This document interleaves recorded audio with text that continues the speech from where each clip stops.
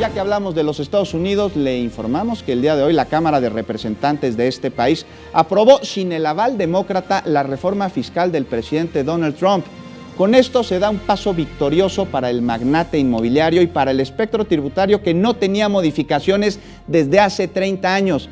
Mira, el documento que prevé recortar impuestos a las empresas del 35 al 21% en ISR también contempla derogar el mandato de seguro individual requerido para el Obamacare y permite la perforación en una parte del Refugio Nacional de Vida Silvestre del Ártico, precisamente para analizar cómo afectaría esta reforma al mundo entero y a nuestro país. Saludamos con mucho gusto al maestro Iván Vega Guillén, él es profesor de la Facultad de Estudios Superiores Aragón. Maestro, buenas noches, muchas gracias por acompañarnos el día de hoy, bueno, con esta noticia de un triunfo para Trump, sin duda alguna. Desde luego, digo, la propuesta de Trump tiene que ver como una salida de carácter económico que no se había visto en más de 30 años.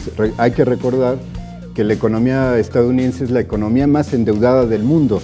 Ahora, ¿cuáles son los efectos que traería como consecuencia de ello? Los efectos lo veremos en el largo plazo. Ahora, lo dijo claramente el presidente Trump. Él está planteando que esta disminución de impuestos sea el engranaje para buscar nuevas fuentes de empleo y que regresen a Estados Unidos. Bueno, veremos cuál es el resultado y la proyección de México.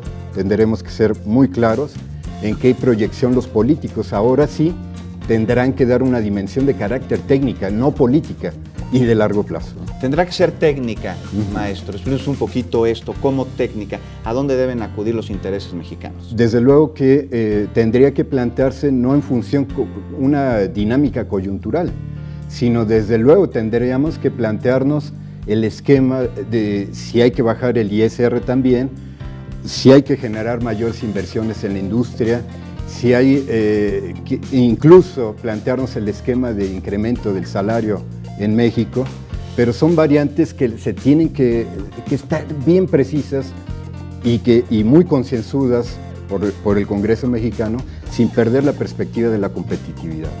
Maestro, esto que está sucediendo en los Estados Unidos a través de la ley, pues no da como resultado que sea más conveniente en aquel país ser empresa que ser ciudadano. Desde luego, porque actualmente usted verá que los impuestos bajaron en las personas físicas que 1 o 2 puntos, no hay mucha diferencia, ¿no? Mientras que los corporativos fue una disminución del 35 al 21, en personas físicas prácticamente no hay. Incluso los demócratas han estado en desacuerdo con esta medida, señalando que es una medida que beneficia al 1% de la población estadounidense, de la más rica de Estados Unidos, ¿no? ¿Y a qué responde esta determinación? ¿Cuáles son los intereses que se están protegiendo? Desde luego que los intereses que se protegen aquí son de los grandes corporativos. Y ahí viene la problemática de ese boquete fiscal que se abre. Trump no ha explicado que en un periodo de 10 años esto va a ser de 1.6 billones el boquete fiscal. ¿Por dónde lo van a recuperar? No se sabe. Porque no deja de percibir el Estado, el Tesoro de los Estados Unidos, un ingreso sustancial.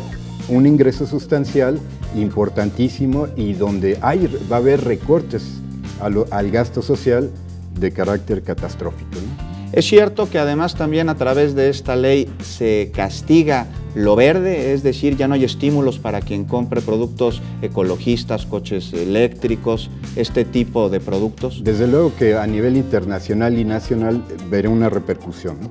Al tener una baja de ingresos, una reducción presupuestaria, esto se verá reflejado en cualquier tipo de campaña de ese corte, ¿no? Nosotros, ciudadanos de a pie, maestro, ¿cómo debemos de tomar esta noticia? Hay previsiones que podremos hacer a través de nuestro bolsillo porque esto causará un efecto dominó en la economía de México para el próximo año. Desde luego que esto es un efecto dominó y finalmente la propuesta nacional ha sido incrementar el salario.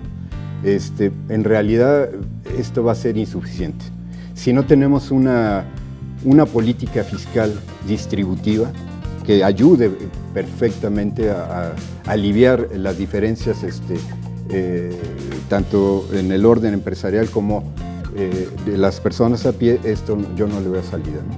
Por eso sigo insistiendo, si el Congreso de cualquier color que sean los que estén negociando esta postura en adelante, tiene que ser concienzuda, tiene que ser técnica, de largo plazo y sin ninguna perspectiva coyuntural de corte político.